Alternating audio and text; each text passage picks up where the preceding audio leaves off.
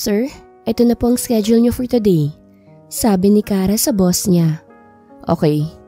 Maikling sagot ni Brian sa sekretary niya. Miss Monteliano, can I ask you? Seryosong sabi ni Brian nang tatalikod na sana ang sekretary niya. Yes sir, ano po yun? Magalang na tanong ni Cara. Do you have a boyfriend now? Ano sir? Bakit niyo na itanong sir? Nothing, pwede ka na umalis. Seryosong sabi ni Brian. Kaagad naman na lumabas si Cara habang nagtataka sa itinatanong ni Brian sa kanya. Ano nangyari dun? Ang weird niya ngayon ha? Bakit kaya bigla siyang nagka-interest sa love life ko? Parang may balak si Sarah. Natatawang sabi ni Cara sa sarili. Yung utak mo lumilipad na naman. Anong meron? Tanong ni Donna sa kaibigan. Wala, ano ka ba? May naisip lang. Ano naman yun? May nanliligaw sa'yo. Wala rin, pero best. Pag nagtanong ba ang isang tao about sa love life mo sa tingin mo, anong dahilan? Eh di gusto niyang malaman kung may chance pa ba siya. Bakit? May nagtanong ba sa'yo niyan? Ay salamat naman at magkakaroon ka na ng boyfriend. Sa wakas. Tila nananaginip na sabi ni Donna sa kaibigan. Tumigil ka nga riyan. Para nagtanong lang eh. Ang advance mo talagang mag-isip. Natatawa ring sabi ni Cara. Ano ka ba naman best? Natural alam ko yung mga ganyan kasi diyan kami nag-umpisa na Jello. Sa tanong-tanong na yan, no? Ay, ewan ko sa'yo. Basta para sa akin walang meaning yon dahil tanong lang yon. Eh sino ba kasing tinutukoy mo? Pangungulit ni Donna sa kaibigan. Sabing wala eh. Saka pwede samahan mo ako bukas? Wala akong pasok. Magpapadala ko ng pera kina tatay. Oo naman. Gala na rin tayo. Nakangiting sabi ni Donna. Oo ba? Pagpayag ni Cara. Matapos ang trabaho ni Cara sa buong maghapon ay sabay na silang umuwi ni Donna. Parehong laking probinsya si Donna at Cara at nagkakilala lang sila ni Donna nang mag-apply si Cara bilang sekretary ni Braille. 3 taon nang nagtatrabaho si Donna kay Braille habang 2 taon naman si Cara. At sa lahat ng kasama ni Cara sa company ay si Donna lang ang close niya. Ito lang kasi ang hindi plastic makitungo sa kanya.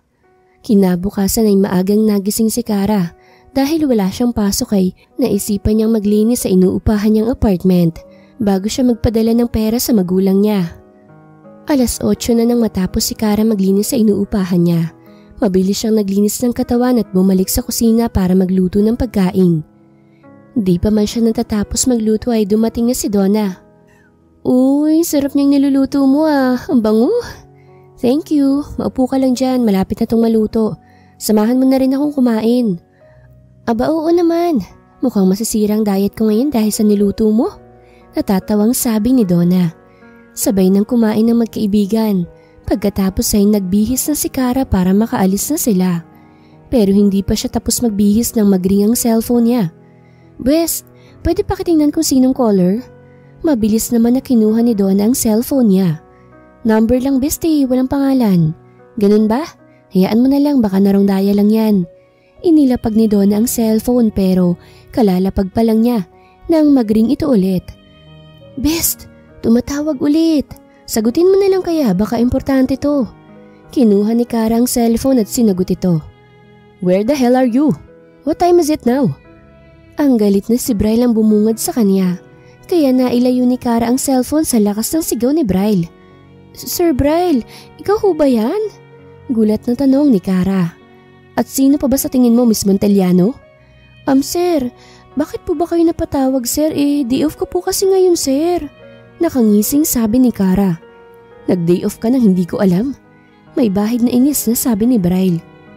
Sir, hindi na po kasama sa trabaho ko magpaalam sa'yo kung may day off ako. Wala pong bayad yun eh. Natatawang sabi ni Cara. Then I'll pay you. Basta magpaalam ka lang na aalis ka. Napakamot naman si Cara sa noo niya.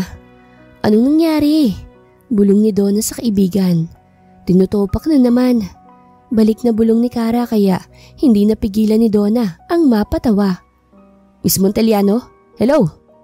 Nang wala nang sumasagot ay ibinaba na lang ni Braille ang tawag. Damn that woman. Galit niyang ani. Sa nagdaang mga araw ay hindi alam ni Braille kung bakit palaging mainit ang ulo niya kapag wala si Cara. Gusto niya na palagi siyang updated sa mga lakad nito. Habang sa apartment naman ni Kara ay napatili ng malakas si Donna. "Huy, bakit ka ba sumisigaw? Sakit mo sa tenga." Reklamo ni Kara sa kaibigan. "Best kasi, bakit ka naman gusto ni Sir na pumasok? At bakit ka naman niya babayaran para lang magpaalam ka kung magde-day off ka? Sa tingin ko talaga gusto ka nun ni Sir, no?" Kinikilig na sabi ni Donna. "Tumahimik ka nga, best. Alam mo yung mga mayayaman, para lang yan sa mayaman na kagaya nila. At tayong mga mahihirap, para lang tayong isang basahan sa kanila.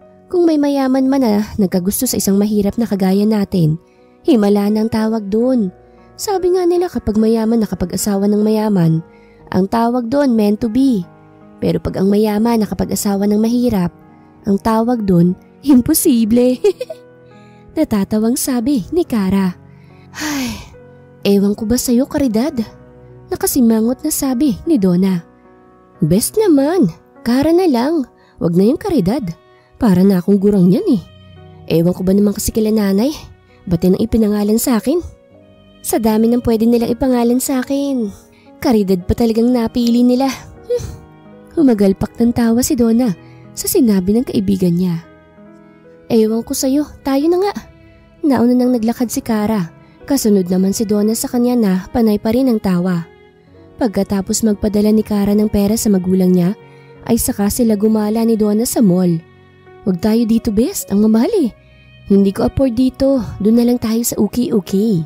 "Ano ka ba, best? Maraming bagay sa'yo dito. Saka anong okay yung pinagsasasabi mo dyan? Okay. Ano ka ba? Yan ang shortcut ng ukay. UK. Kaya tayo na nga. Ang mamahal na mga damit nila dito." Hinila na ni Kara si Donna kaya wala nang nagawang kaibigan kung hindi ang sumunod sa kanya na lumabas ng mall. "Alika dito tayo, best. Marami silang bago ngayon." Masayang sabi ni Kara. "Wow, ang ganda nito ah." Tukoy niya sa pulang dress na sa tingin niya ay hanggang tuhod niya. Backless din ito at may konting hiwa sa bandang legs niya. Ate, magkano to?" Tanong niya sa tindera. 350 yan, iha. Bagong bukas kasi kaya medyo may kamahalan pa. Wala na hubang tawad kahit 250 na lang? Naku iha, lugi na ako niyan pag 250 yan. 300 na lang po kahit 50 lang ang tawad. O sige na, ikaw talaga. Kung hindi lang kita suki eh. Pagpayag ng ginang. Naku, salamat po ate. Masayang pinabalot ni Karang napili niyang damit. Naiiling naman si Donna sa kaibigan. Pagkatapos nilang mamili ng ukay-ukay ay doon naman sila pumunta sa may tusok-tusok na pagkain. "Kumain ka lang dyan, best. Libre na kita." Nakangiting sabi ni Kara. "Talaga? Sigurado ka ba? Baka magsisi ka na, nilibre mo ko ah. Ano ka ba? Sige na, kumuha ka na riyan." What the hell? Ibinaba ni Bray ang mga papel na nire-review niya dahil hindi siya makapag-concentrate. Lumilipad kasi ang utak niya sa kung saan. Nakasandal siya sa upuan niya habang nakapikit nang biglang bumukas ang pinto ng opisina niya. Kaya kaagad siyang napamulat ng mata. "Hi!" Kaagad na bati ng dalaga sa kanya. "Anong ginagawa mo rito?" "Dinalaw ko lang ang future husband ko, bakit? Masama ba?" "At saang lupalop naman ng mundo mo nakuhang impormasyon na yan?" "Oh come on, Bryle. Alam natin parehas na bata pa lang tayo, naka-arrange ka na sa akin. Kaya hindi ka na makakahindi sa akin, okay? And you think na papayag akong makasal sa'yo? Never. Never mangyayari yan dahil may iba na akong gusto." "What?" "No, hindi ako papayag, Bryle. Akin ka lang at walang pwedeng umangkin sa'yo. Kahit na sino maliban lang sa akin." Galit na sabi ni Ira.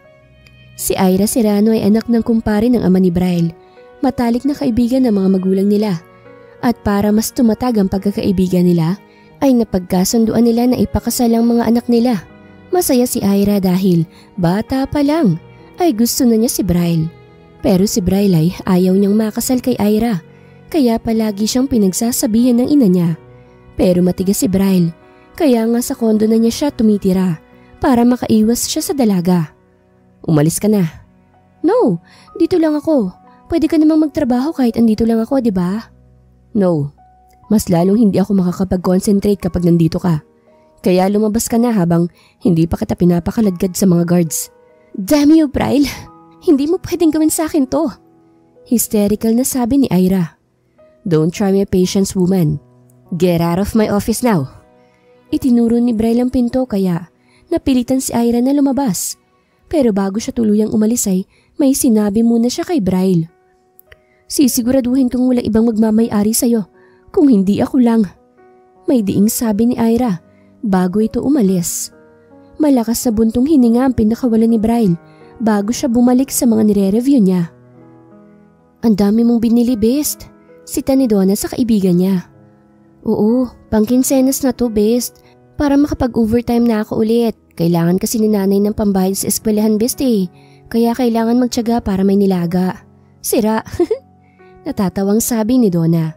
Kinabukasan ay maagang gumising si Cara para maaga siyang makarating sa opisina. Alam niyang bubulyawan na naman siya ni Braille, kaya hinanda na niyang sarili niya. Good morning, Manong Guard. Kamusta po kayo?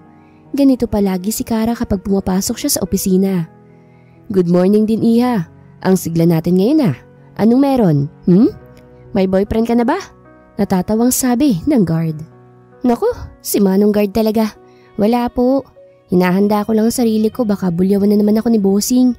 O sige kuya, pasok na po ako. Nakangiti na pumasok sa elevator si Cara.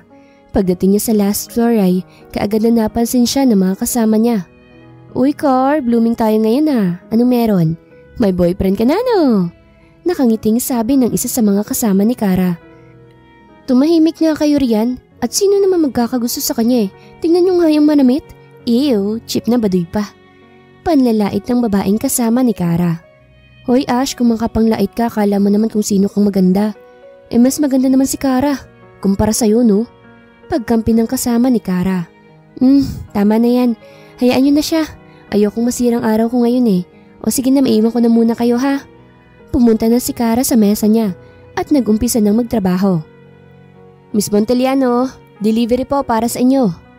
Agad na nakuha ng delivery boy ang atensyon ni Cara. Ha? Saan po galing yan? Nag-uumpukan na naman ang mga kasama ni Cara. Uy Cara, sino yung secret admirer mo? Ang romantic naman, may pa-flowers pa. Pasensya na ma'am, pero wala po kasing pangalan ng inilagay dito. Basta, ipinadeliver na lang po ito sa inyo. Pakipirmahan na lang po ito. Kaagad na pinirmahan ni Cara ang pinapapirmahan sa kanya. Saka umalis ang lalaki. To my beautiful lady, flowers for you. I hope you like these flowers. From Mr. S.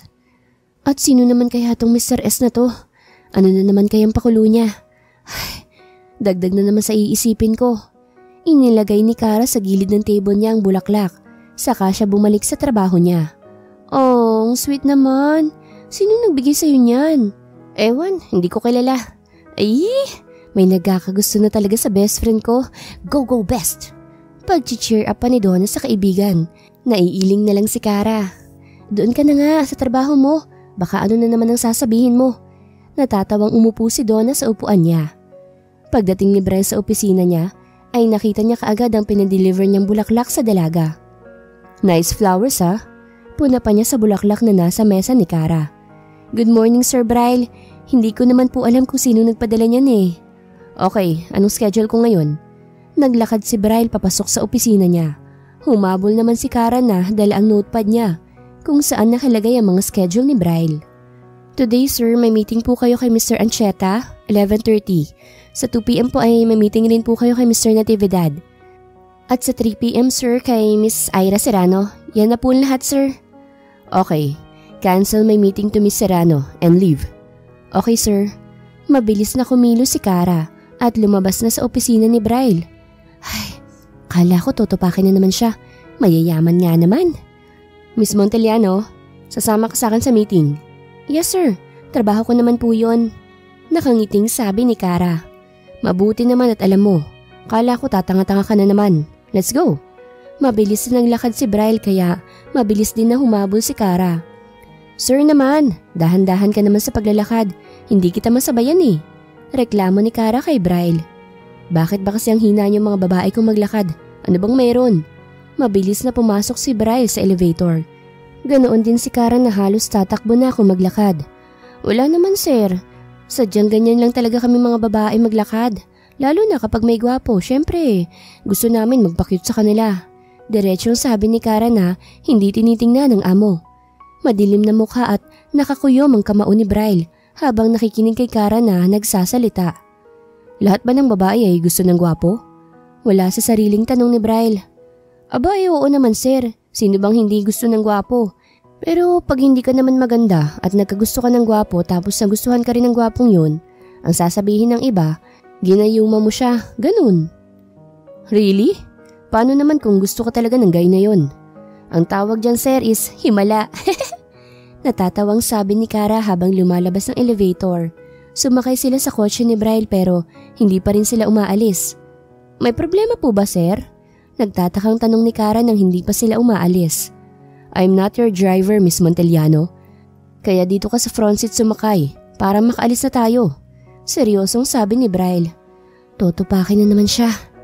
Bulong na sabi ni Kara habang lumalabas sa kotse at lumipat sa front seat. Mabilis din na pinatakbo ni Braille ang sasakyan pagkaupo ni Kara. Muntik pang mauntog si Kara dahil hindi pa siya nakakapag-seatbelt nang patakbuhin ng boss niya ang kotse. Sir, may galit ka ba sa akin? Gusto mo yata akong patayin eh.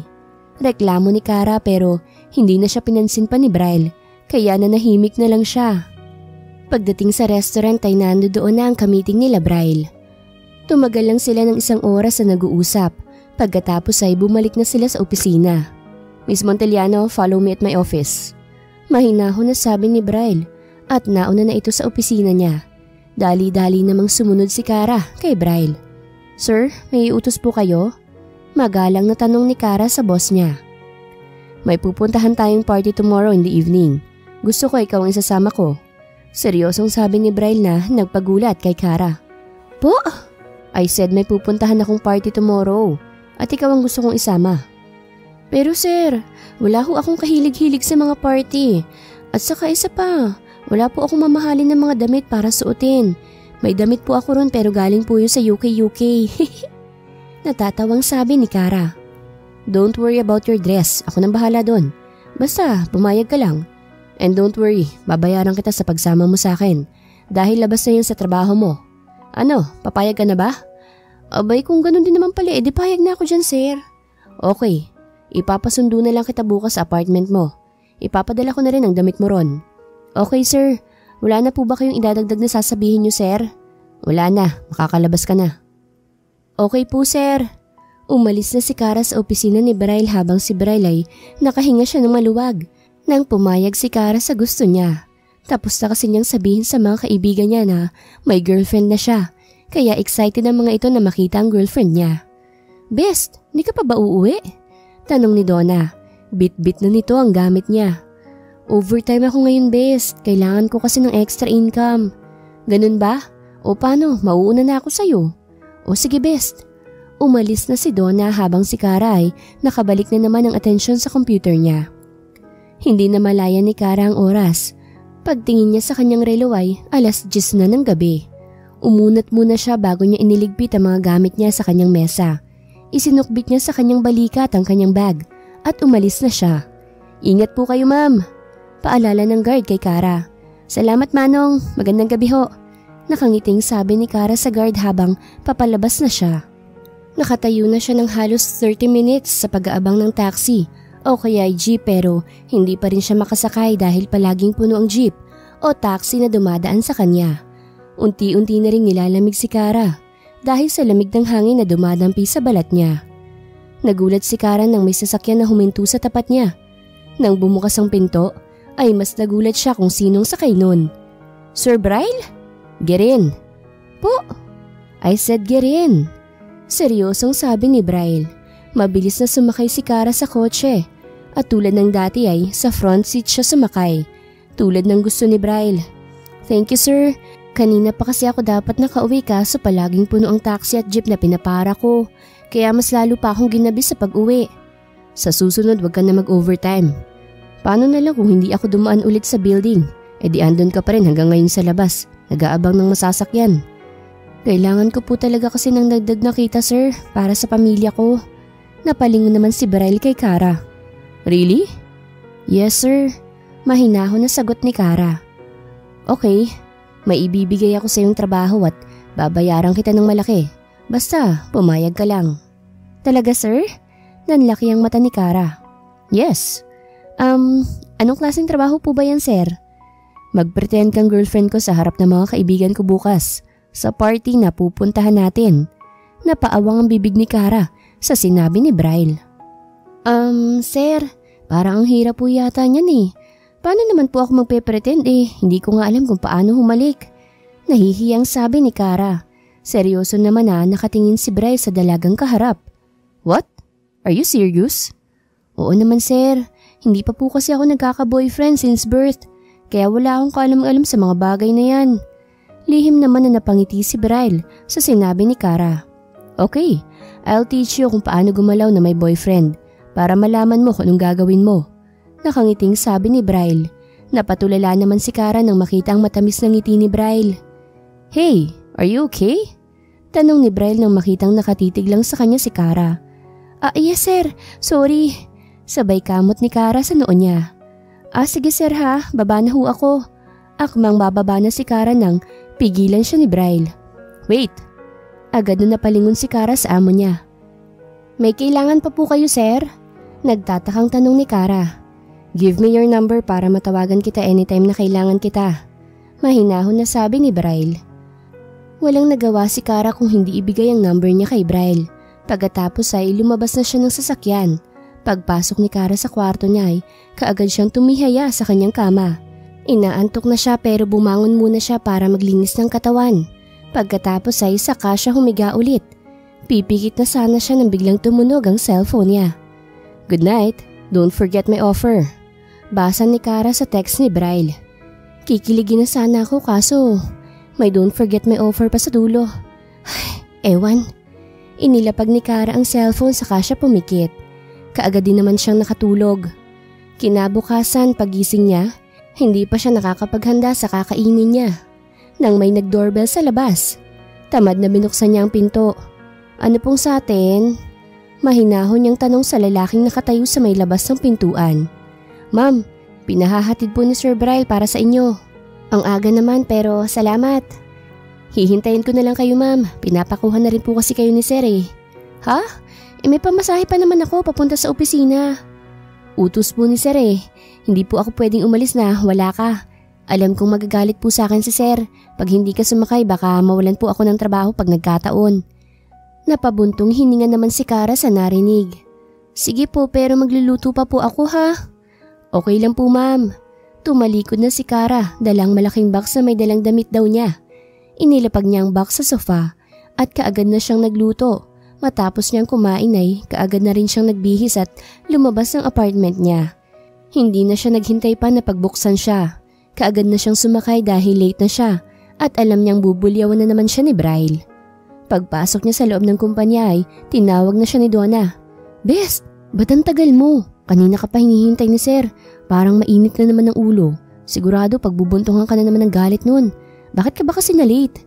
Wala naman, napasarap lang ang tulog ko. O sige na ha. Iniwan ni Kara si Donna at pumasok na siya sa opisina ni Braille. Finally, you're here. What time is it now, Miss Monteliano? Seryosong tanong ni Braille. Maaga pa naman, sir. Pangangatwiran ni Kara. Napailing na lang si Braille kay Kara. Okay, palulusutin kita ngayon dahil may lakad tayo mamaya. Pero sa susunod hindi ka na pwedeng lumusot. Nakuha mo ba? Nahihiyang tumango si Kara kay Braille. Mabilis lang na lumipas ang oras. Hapon na. Tinawagan na ni Braille ang pinsan niya para samahan si Kara sa salon para ipa-makeover ito. Kuya naman, may lakad ako ngayon eh. Reklamo ni Brenda kay Braille. Okay, wala kang matatanggap na allowance mula sa akin sa buwan na ito. Diretsong ibinaba ni Braille ang tawag pero nagring ang cellphone niya at si Brenda ang tumawag. Oo sige na, papayag na ako. Basta ang allowance ko sabi ni Brenda sa kabilang linya. Okay, pumunta ka rito sa opisina ko ngayon din. Binaba na ni Braille ang tawag at pinaikot-ikot ang cellphone sa kamay niya. Pagdating ni Brenda sa kumpanya ay binati kaagad siya ng mga empleyado. Si Brenda ay pinsan ni Braille sa side ng kanyang ama. Dahil wala na itong mga magulang ay ang kanyang magulang na ang nagpalaki dito. Bata pa lang kasi ay nasa kanila na si Brenda, kaya close ito sa kanya. Minsan lang ay lumalabas ang kamalditahan nito sa ibang tao, lalo pat hindi niya ito gusto. Sino ba yung gusto mong samahan ko ha? Ang special naman yan. Ako pang kasama niya. Nakasimangot na sabi ni Brenda. Don't worry, alam kong magkakasundo kayo. Dinukot ni Bryl ang cellphone at tinawagan si Kara na kaagad namang pumasok sa opisina niya. Yes sir? Iligpit mo na ang mga gamit mo at sumama ka kay Brenda. Diretsyong sabi ni Bryl.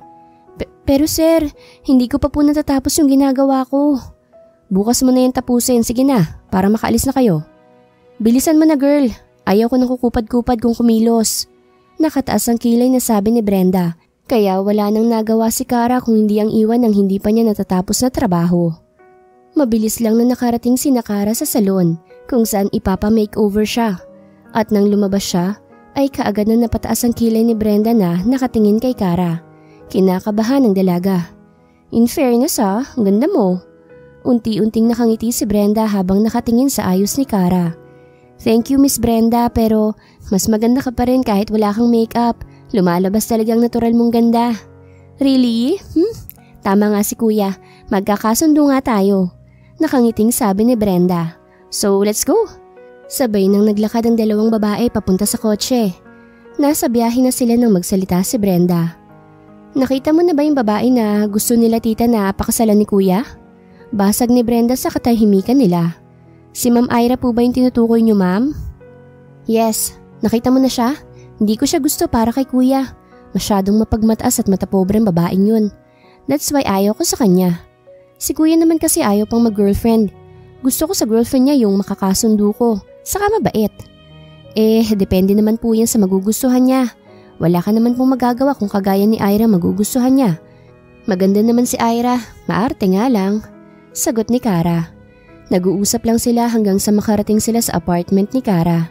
Okay ka na ba rito? May pupuntahan pa kasi ako eh. Okay na ako rito ma'am, salamat ulit. You're welcome, bye. Kumaway lang si Kara sa papalayong sasakyan ni Brenda. Nang hindi na niya nakita ay saka pa lang niya binuksan ng pinto at pumasok na siya sa apartment niya. 6:00 na kaya naghanda na si Kara para magbihis. Pero pagbukas niya sa box ay nanlaki ang mata niya sa laman nun. Oh my gosh! Itong susuotin ko? Anong klaseng damit to? Halos kita ng kaluluwa ko rito. Naisatinig ni Kara habang nakatingin sa nakalapag niyang damit. Mabilis na dinampot ni Kara ang cellphone niya nang tumunog ito. Change your clothes within 15 minutes. I will arrive in your apartment. Dahil sa nabasa ay mabilis na kumilos si Kara. Wala siyang choice kung hindi ang suotin na lang ang damit na ipinadala sa kanya. Dahil kung hindi, siguradong may premyo na naman siya kay Bryl. Halos lumuwa ang mata ni Kara na nakatingin sa sarili niya sa salamin. Napahawak pa siya sa mukha niya. Pati sa sexy niyang katawan ay napatingin na rin siya. Ako ba talaga to? Tanong niya sa kanyang sarili. Taon na pala akong tingnan. Nakangiting sabi niya sa sarili. Kinuha ni Kara ang kanyang heels at isinuot yon. Saka siya humarap ulit sa salamin. Pagkatapos niyang tingnan ng sarili ay nagpa siya na siyang lumabas. Siyang sakto namang paglabas niya ay siya ring pagdating ni Bryl na sumundo sa kanya. Nang makita ni Bryl si Kara na lumabas ng pinto ay halos ayaw nang mawala ng paningin niya sa paparating na dalaga. Good evening sir. Bati ni Kara sa boss niya nang makalapit siya rito. You look so beautiful. Puri ni Bryl sa dalaga kaya naramdaman kaagad ni Kara ang pag-init ng pisngi niya. Anong nangyayari sa akin? Ba't parang kinikiliti ako sa pagpuri ni sir? Tanong ni Kara sa sarili niya. Let's go. Pinagbuksan siya ni Bryl sa pinto para makasakay siya ng maayos. Pagkaupo niya ay saka isinara ni Bryl ang pinto. Habang nasa biyahe ay nasa labas lang ang tingin ni Kara. Habang si Bryl ay nakatitig lang siya sa kasama na nasa labas ang paningin. Lihim pa siyang napangiti dahil ramdam niya na nahihiya ang dalaga sa kanya. Ramdam ni Kara na may nakatingin sa kanya kaya nilingon niya ito. Dahilan para magtagpo ang tingin nilang dalawa ni Bryl na nakatitig lang sa isa't isa. Sir, nandito na po tayo. Nakangiting sabi ng driver kaya kaagad na nagbawi ng tingin si Bryl.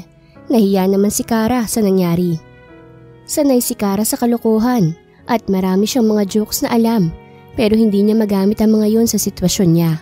Pakiramdam niya ay ibang Kara ang nasa loob niya. Nang makalabas si Bryl ay pinagbuksan ulit siya nito ng pinto. Salamat sir. Pag nasa loob na tayo, don't call me sir. Call me love or whatever you want to call me. Basta, wag lang sir. Hindi alam ni Kara pero parang ang sarap sa pandinig niya ngayon ng mga naririnig niya. Sige. Pumasok sila sa mansyon ng mga deluna na nakahawak sa braso ni Bryle si Kara. Kung tingnan ng dalawa ay talagang masasabi mong totoong mag-couple ang dalawa.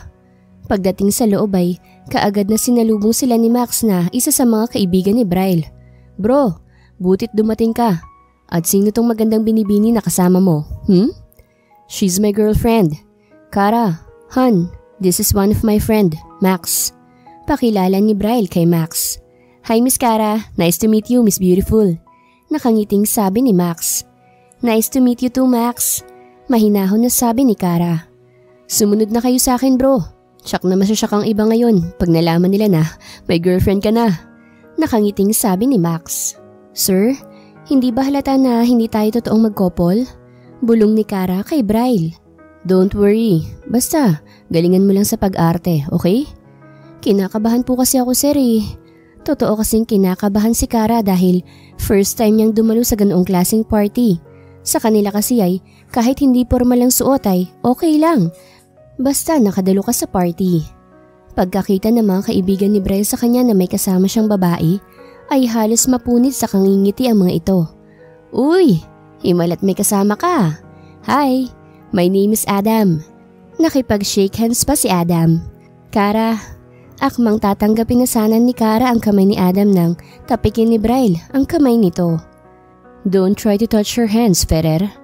Ayaw kung may ibang humahawak sa kanya. Seryosong sabi ni Bryle na ikinatawa ng mga kaibigan niya habang si Kara ay todo init na ang mukha niya. Hindi niya alam kung bakit ganoon ang reaksyon niya. Hey, kailan ka pa naging maramot? Para hawak lang ng kamay eh. Natatawang sabi ni Adam. Sinamaan ng tingin ni Bryle si Adam kaya natatawa itong nagtaas ng kamay, patunay ng pagsuko niya. Hindi nagtagal ay nag-umpisa na ang party. Marami ang taong naroroon. Ang iba'y kasosyo nila sa negosyo. Marami ring mga sexing mga babae ang nando doon. Pero ang atensyon ni Bryle ay hindi nawawala kay Kara. Try to drink this. Don't worry, hindi yan hard. Saka yan lang para mawala lang ang kaba mo. Alam kong tatadtarin ka nila mamaya ng tanong eh.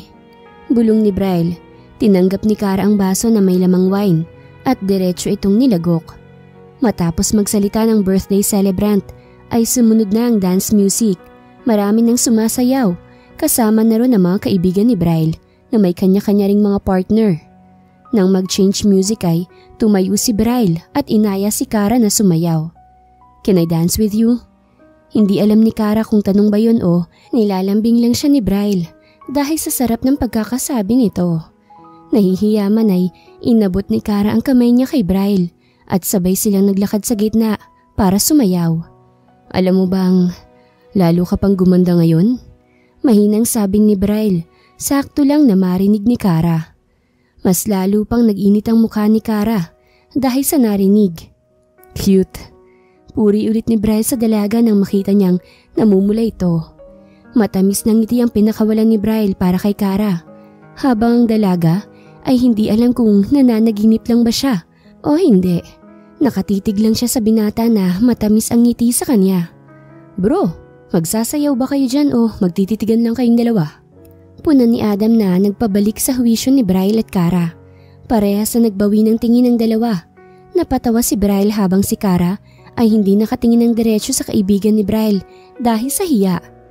Matapos ang party ay inuwi na ni Bryle ang dalaga sa apartment nito. Binuksan niya ng pinto ang dalaga para makalabas na ito.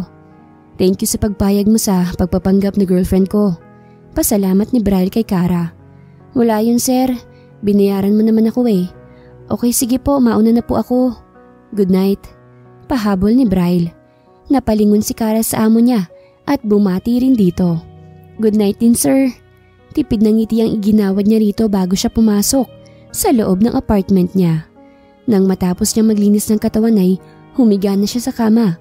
Habang nakapikit ay inalala niya ang nangyari sa kanya sa party. Bawal magkagusto sa kanya, Kara. Tandaan mo, laruan lang ang tingin ng mga lalaki sa kagaya mong mahirap. Yun ang palaging bumabalik sa isip ni Kara. Hanggang sa makatulugan na lang niya ang pag-iisip. Samantalang sa kondo ni Bryle ay halos mapunit na ang labi niya sa kakangiti niya. kahit siya lang mag-isa. Noon pa man ay may lihim na siyang gusto sa sekretarya niya at dahil maingay si Kara ay hindi siya makasingit dito. Kaya ang ginawa niya ay palagi siyang nagsusungit para mapansin siya palagi ng dalaga.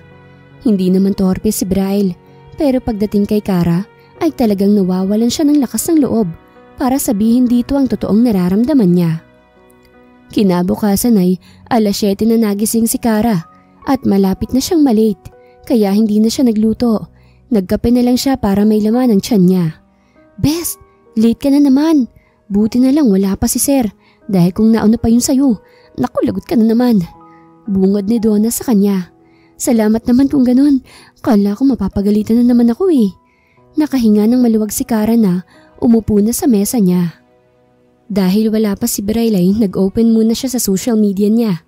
Nagulat si Kara sa daming notification na nakarating sa kanya at halos lumuwa ang mata niya nang makita mga litrato nila ni Braille habang nagsasayaw. "Gosh, paano napunta to dito? Sino nagpakalat nito?" Nanlalamig ang kamay niya habang nakatingin sa mga litrato nakuha sa party. Nakangiti habang papalapit si Braille kay Kara. Pero nang makita niyang tinitingnan nito sa computer ay kaagad na nagdilim ang mukha ni Braille. "Sir, sino nag-upload nito?" Mahina niyang tanong sa amo niya. Samot-saring komento ang nandun. Pinagmasdang mabuti ni Braille ang mga kuha sa litrato. Sigurado siyang may gustong sirain sa publiko si Kara. "Sir, wala naman tayong relasyon, di ba? Nagpapanggap lang naman." Hindi na naituloy ni Kara ang sasabihin niya nang hilahin siya ng boss niya sa loob ng opisina nito. Si Donna at ang mga kasama nila ay nagtataka sa ikinikilos ng dalawa.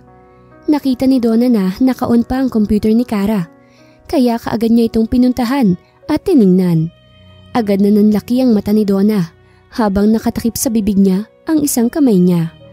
Bakit hindi niya sinabi sa akin na may relasyon pala sila? Nang may lalapit na sana sa mga kasamahan nila, ay kaagad na pinatay ni Donna ang computer ni Kara. "Sir, baka kung anong gagawin ni Ma'am Ira, siguradong makakarating na yun sa kanya ngayon." Umiiyak na sabi ni Kara. "Shh, don't worry. Hindi ko hahayaan na saktan ka niya. Kahit na anong mangyari ay hindi kita pababayaan. Dahil mahal kita, Kara." Natigil si Kara sa pag-iyak nang marinig ang sinabi ni Braille. "Ano pong ibig niyo sabihin, sir?" "Mahal kita, Kara.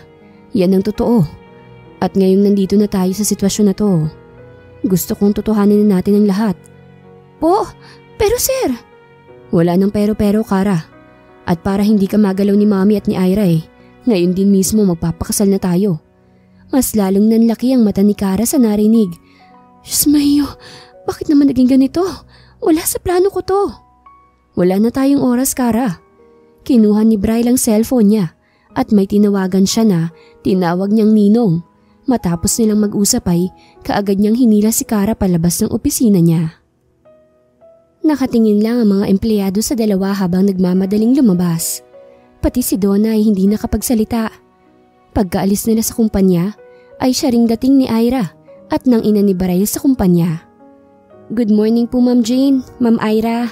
Magalang nabati ng mga empleyado sa dalawa pero hindi sila pinansin ng mga ito. "Nasaan si Braille?" Kaagad na tanong ni Jing sa mga empleyado. Ma'am, kaalis lang po nila, ma'am. Para po silang nagmamadali eh. Nahuli lang po kayo ng konting dating." Paliwanag ng isang empleyada. Galit na umalis sa kumpanya si Jane at Ira. Mas lalong nagalit ang ina ni Braille nang hindi niya makontak ang anak niya.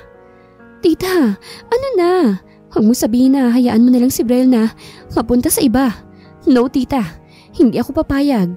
Ako lang dapat ang magiging asawa niya. Hindi yung hampas lupa niyang sekretarya. Pag nakita ko talagang babaeng yun, makakatikim talaga siya sa akin." Galit na sabi ni Ira. "Don't worry, Iha. Ikaw lang ang magiging asawa ni Braille at wala nang iba pa." Paninigurado ni Jane sa dalaga. Habang si Braille ay nakarating na sa opisina ng ninong niya. "Sir, anong gagawin natin dito?" Nagtatakang tanong ni Kara kay Braille. "Mamaya ka na magtanong. Pumasok na muna tayo." Pumasok na sila sa opisina ng ninong ni Braille kung saan ay naghihintay ang ninong niya sa kanila. "Sigurado ka na ba talaga dito? Alam ko kung anong ugali ng iyong ina, Braille. Siguradong magwawala yun pag nalaman niyang gagawin mo. Paalala ng ninong ni Braille sa kanya. Ako na hong bahala doon, ninong. Sir, sandali lang. Anong gagawin mo? Sabihin mo naman sa akin hindi kita maintindihan eh. Hindi ko alam kung para saan at kung bakit tayo nandito. Nagtatakang sabi ni Kara. Sandali lang ninong mag-uusap lang muna kami saglit. Hinila na ni Braille si Kara at dinala sa gilid. Ano? Pero sir, hindi po biro ang sinasabi niyo. Kasal po ang pinag-uusapan natin sir. Hindi po ito trabaho. Kalayaan ko pong nakasalalay dito sir. Tutol ni Kara. Pero eto lang ang magagawa ko para hindi ka nila magalaw. Kailangan maging asawa kita para tigilan ka nila. Hindi mo alam ang ugali ni Mami at Ira. Alam kong gagawin nilang lahat. Mapahiya ka lang. Mahal kita, Kara. At hindi ko hahayaan na saktan ka nila. Pero hindi naman sa ganitong paraan, sir. Napayuko si Braille sa sinabi ni Kara. Ano ho ba talagang dahilan bakit gusto niyong magpakasal tayo? Ni wala nga tayong kaugnayan sa isa't isa ni hindi boyfriend. E di manliligaw ako sa'yo ngayon kung gusto mo. Matagal na kitang gusto, Kara. Pag-amin ni Braille sa dalaga. Sir, imposible naman po yan Totoo ang sinasabi ko, Miss Montellano. Totoong mahal kita. Sumeseryoso na si Braille. Nakatitig si Braille kay Kara na namumungay ang mga mata. Agad na napaiwas si Kara ng tingin kay Braille dahil hindi niya kayang tagalan ang tingin nito. Sige, mahina niyang sabi, sakto lang na marinig ni Braille. Napangiti si Braille sa kanya niyakap si Kara na ikinabigla ng dalaga. Thank you. Mahina nitong bulong, saka siya hinalikan nito sa noo. Kaagad na ikinasal si Kara at Braille sa ninong niyang huwes. Nagulat pa si Kara nang may sinuot si Braille sa kamay niya. And now, I'll pronounce you as husband and wife. Nakangiting niyakap ulit ni Braille si Kara na ngayon ay asawa na niya. Matapos silang ikasal ay dinala ni Braille si Kara sa matagal na niyang pinagawa na bahay. Wow! Yun na lang ang lumabas sa bibig ni Kara nang makita niya ang malaking bahay na nasa harapan niya. Starting today ay dito ka natitira. Kasama ako. Don't worry, magkatabi lang tayo pero hindi kita gagalawin hanggat walang permiso galing sa'yo. Handa akong maghintay kung kailan mo ako matututunang mahalin. Mahinahon na sabi ni Braille. Nag-leave si Braille sa trabaho para mapagtuunan niya ng pansin ng asawa niya. Pinatigil na rin niya si Kara sa pagtatrabaho. Breakfast is ready. Nakangiting sabi ni Braille nang bumaba ang asawa galing sa kwarto nila. Ang aga mo namang gumising. Siyempre, para mapagsilbihan kita. Nakangiting sabi ni Braille. Kinikilig naman si Kara sa pagiging caring at loving ni Braille sa kanya. Thank you. Pasalamat niya sa asawa nang ipinaghila siya nito ng upuan. Si Braille na rin ang naglagay ng pagkain sa plato niya. Ito ang palaging ginagawa ng lalaki tuwing kumakain sila.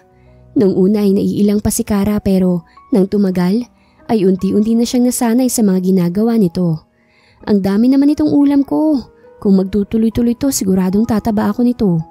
Nakangiting sabi ni Kara. Di mabuti. Para wala nang ibang magkakagusto sa'yo. Kung di ako na lang. At kahit tumaba ka pa ng tumaba, ikaw pa rin ang nag-iisang babae na mamahalin ko habang buhay. Kaagad na namula ang pisngi ni Kara dahil sa narinig.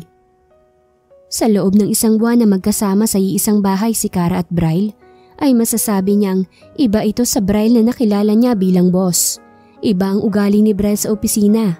Iba rin ang ugali nito kapag kasama niya ito. At dahil natapos na ang leave ni Braille ay kinakailangan na nitong bumalik sa trabaho niya. Hindi ba talaga ako pwedeng sumama? Naiinip na kasi ako rito sa bahay. No, dito ka lang. Papupuntahin ko nilang si Donna dito para may kasama ka't kausap. Talaga? Sure ka? Oo naman. Sige na, alis na ako. Bye. Humalik si Braille sa noo ng asawa na ikinasimangot naman ni Kara. Pangmatanda lang ang halik na yan Gusto ko sa labi. Paglalambing ni Kara sa asawa niya. Malaki ang ngiting hinapit ni Braille ang asawa at siniil ito ng masuyo at puno ng pagmamahal na halik.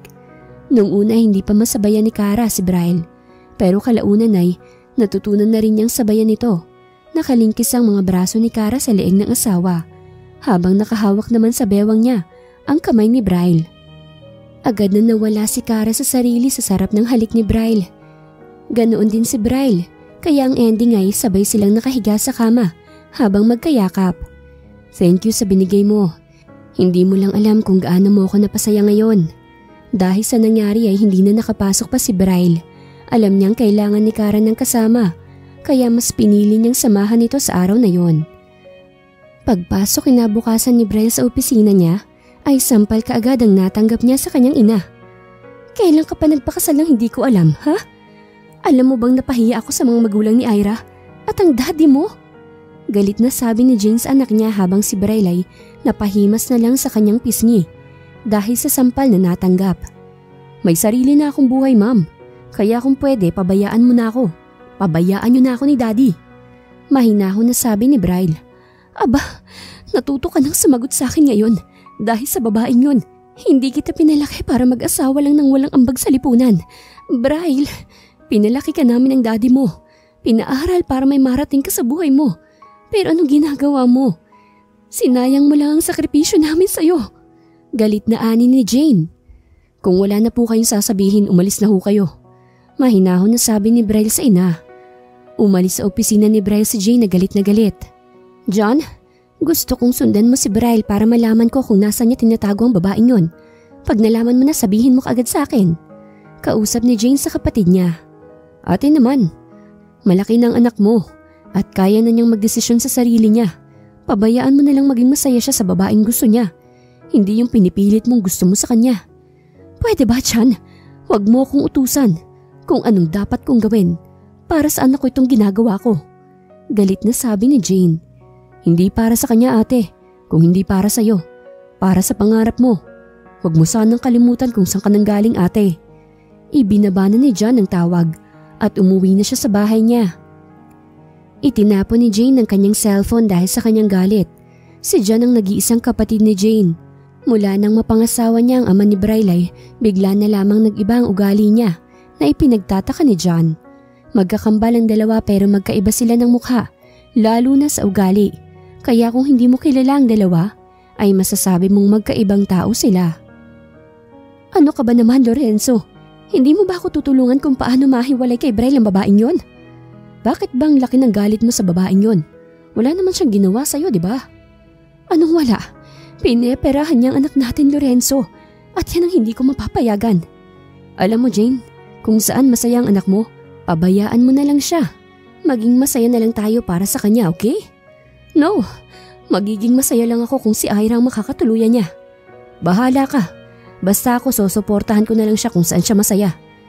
Dahil walang balak si Lorenzo na pigilan ng anak ay si Jane na mismo ang maghahanap ng paraan para malaman nila kung saan si Braille nakatira kasama si Kara. Ang bango ng asawa ko ngayon na. Malambing na sabi ni Braille habang nakayakap sa asawa niyang nagluluto. Tigilan mo nga ako, Han. Nagluluto pa ako eh. Ang kulit mo. Pinaharap ni Braille si Kara sa kanya at siniilito ng halik sa labi. Nakaagad namang tinugon ng asawa niya. Oh, mamaya na yan. Gutom na ako. Gusto ko nang kumain. Nakangusong sabi ni Kara na ikinatawa ni Braille. Don't pout your lips, hon. Baka hindi ka na matapos magluto dyan at ikaw nang ihapunan ko. Natatawang sabi ni Braille. Tumigil ka nga. Halos araw-araw na nga yun eh. Di ka ba napapagod? Kung ang babaeng mahal kong kasama ko, walang dahilan para mapagod ako dahil ikaw ang lakas ko. Talaga? Oo, at kahit anong mangyari, ikaw pa rin ang nanaisin kong makasama habang buhay. Niyakap ni Braille ang asawa. Sabay patak niya ng halik sa noon ito. Sige na, tapusin mo na yan. At nang makakain na tayo. Sa loob ng 3 buwan na magkasama si Braille at Kara, ay mas tumindi pa ang nararamdaman nila sa isa't isa. Sa tuwing may hindi sila na pagkakaunawaan ay kaagad nila itong pinag-uusapan para hindi na ito lumala pa. Nagdaan pa ang mga araw hanggang sa naging linggo at naging buwan. Tuluyan ang nalaman ni Jane at Ira kung saan nakatira si Kara at Braille at sinamantala nila ang araw na wala si Braille sa bahay nila. Sandali lang, mahinang sabi ni Kara habang pababa siya ng hagdan. Pagdating niya sa pinto ay kaagad niya itong binuksan. Agad na napaatras si Kara nang makita kung sino ang nasa labas ng pinto. Oh, so ikaw pala ang asawa ni Braille, ha? Ang swerte mo naman at itinira ka ng anak ko sa ganito kalaking bahay. Hindi ka bagay sa bahay na to. Ano pong kailangan niyo tandito po kayo? Kung si Braille po ang kailangan niyo wala siya dito. Nasa trabaho pa po siya. Mahinahon na sabi ni Kara. Hindi si Braille ang kailangan namin, girl, kung hindi ikaw. Ikaw na mga agaw. Ang dapat sa'yo ay ito. Kaliwat kanan na sampal ang natanggap ni Kara kay Ira, kaya napahimas siya sa pisngi niya sa lakas ng pagkakasampal noon. Tapos ka na? Ako naman ah. Mag-asawang sampal kaagad ang dumapo sa mukha ni Ira. Aray ko tita, sinampal niya ako. Ang sakit. Tila naiiyak na sabi ni Ira. Walang hiyak, babae ka? Bakit mo sinampal si Ira? Ha? Alam mo bang kaya kitang ipakulong dahil sa ginawa mo sa kanya? Galit na sabi ni Jane. Bakit po kayo? Hindi ba kayo makukulong sa ginawa niyong pagpasok sa pamamahay namin? Alam niyo naman ho siguro na trespassing kayo, di ba? At kaya ko rin kayong ipakulong. Kaya kung pwede umalis na kayo. Mahinahon na sabi ni Kara. Oo, aalis ako rito pero mamaya na. Kaagad na hinila ni Ira ang buhok ni Kara na siyang ikinagulat nito. Akala mo tatantanan na kita? Hindi mangyayari yun. Pagbabayaran mo pangaagaw mo kay Brian mula sa akin. Galit na sabi ni Ira habang nakahawak sa buhok ni Kara. Huwag kang mag-ambisyon na hindi sa'yo. Dahil kahit kailan ay hindi naging kayo. Isa ka lang baliw na sunod sa asawa ko. Sagot din ni Kara habang nakahawak din siya sa buhok ni Ira. Ira, tama na yan. Ira, tama na yan. Awat ni Jane sa dalaga pero hindi nakinig si Ira. Hinila pa rin niya ang buhok ni Kara hanggang sa nakahiga na ito sa sahig. Kaya nasa tiyanan niya si Ira. Sampal at kalmot ang ginawa ni Ira kay Kara. At dahil ayaw magpatalo ni Kara, ay malakas na sinipa niya si Ira sa tiyan nito nang tumayo ito. Kaya nakawala siya mula rito. Mabilis na tumayo si Kara at takmang susugurin sana niya si Ira nang bigla nilang sumakit ang tiyan niya.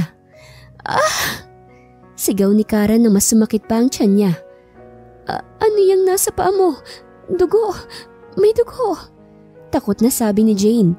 Nanlaki rin ang mata ni Ira at ni Kara nang marami ng dugo ang dumaloy mula sa hita niya. No! Ang anak ko! Ang anak ko!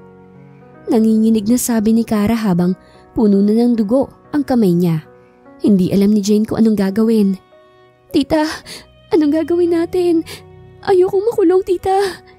Nagpapanik na ani ni Ira. Ganoon din si Jane. Braille! Braille!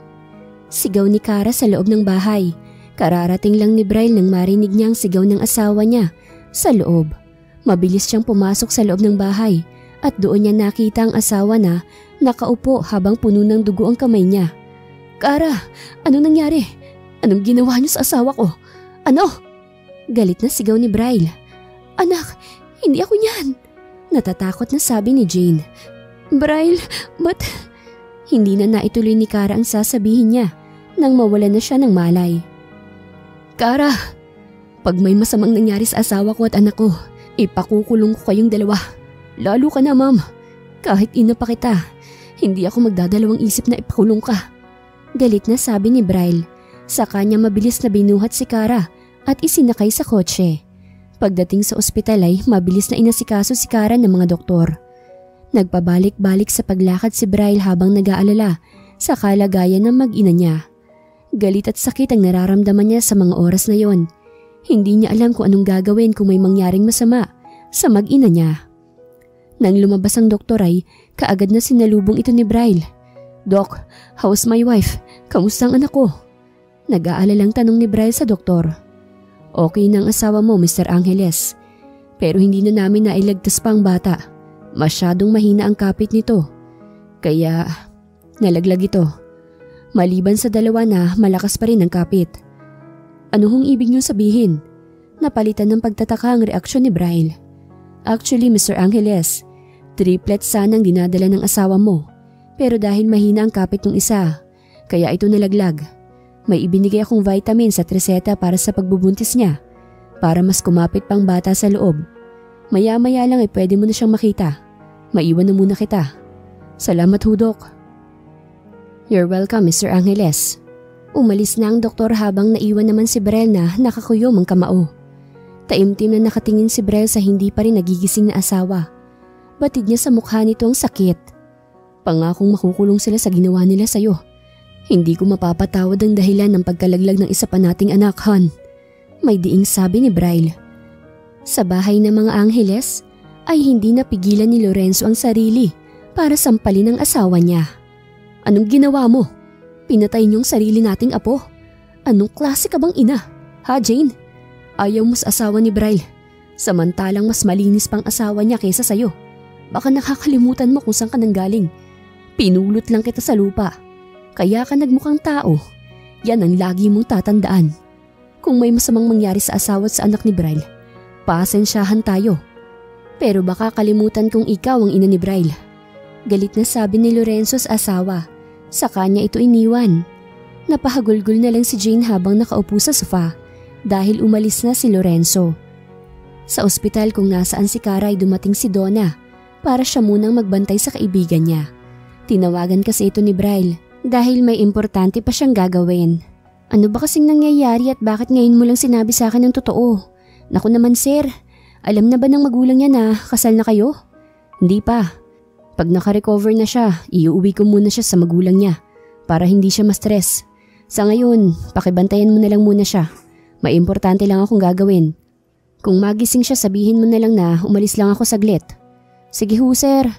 Humalik muna si Braille sa noon ng asawa niya, saka siya umalis. Dumating din sa ospital ang ama ni Braille para kamustahin ang asawa ng anak niya. Pero hindi niya nadatnan doon si Braille. Kamusta na siya? Anong sabi ng doktor? Tanong ni Lorenzo kay Donna na siyang naiwan para bantayan si Cara. Sabi ho ng doktor, okay naman daw po siya pero nawala daw po yung isang dinadala ni Cara sir. Malungkot na sabi ni Donna. What do you mean na isa? Na may kasama pang batang nalaglag? Ramdam sa boses ni Lorenzo ang lungkot. Opo, triplets po daw ang dinadala ni Cara sir. Napahilot sa kanyang batok si Lorenzo. Matapos marinig ang sinabi ni Donna. Okay, hindi na ako magtatagal. Ikamusta mo na lang ako sa kanya kapag nagising siya. Okay po sir.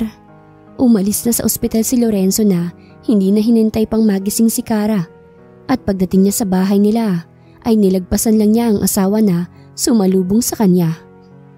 Wag na wag kang lalapit sa akin o kakausapin man lang ako hanggat hindi mo binabago yung ugali mo. Seryosong sabi ni Lorenzo habang nakatalikod siya sa asawa niya.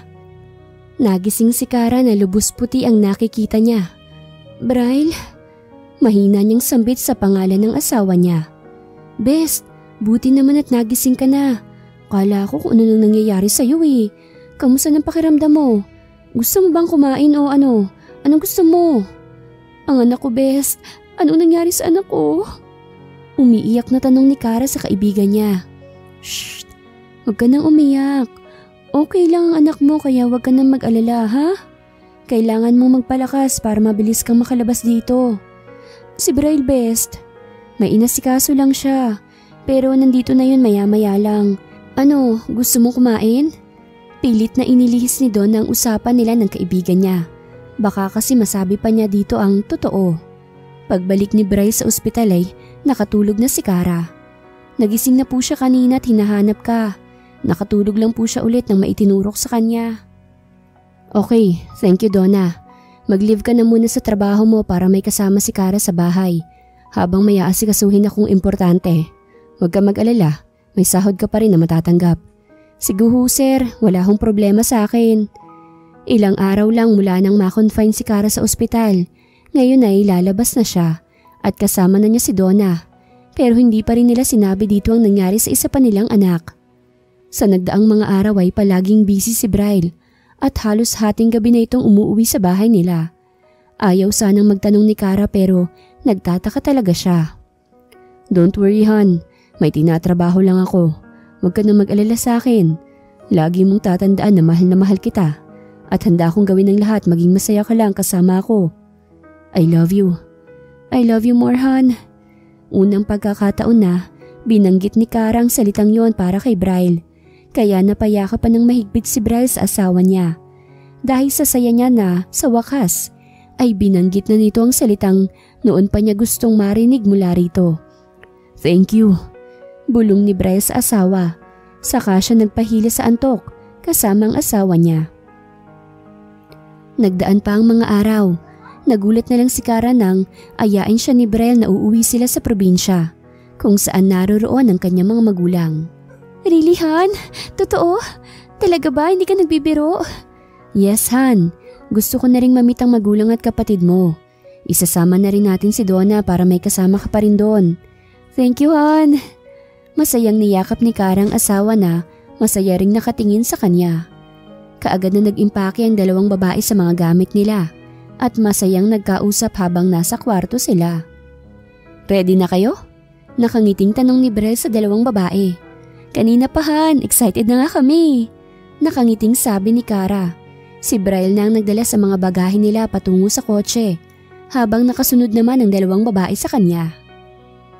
Masayang pinagmamasdan ni Kara at Donna ang mga nadadaanan nila patungo sa probinsya nila. Dahil malayo pa, hindi napigilan ni Kara at Donna na matulog. Nasa front seat sumakay si Donna kasama ang driver, habang nasa likod naman sina Brel at Kara. Dahil nakasandal ang ulo ni Kara sa balikat ng asawa ay amoy na amoy niya ang mabangong buhok nito. Anak, kamusta ka na? Masayang niyakap si Kara ng ina niya. Ganoon din ang ama niya at mga kapatid. Nay, Tay, ito nga po pala si Brel. Asawa mo? Putol ni Aling Dora sa sinabi ng anak niya. Kilala na namin siya ate dahil palagi yan si kuya rito. Nakangiting sabi ng kapatid ni Kara.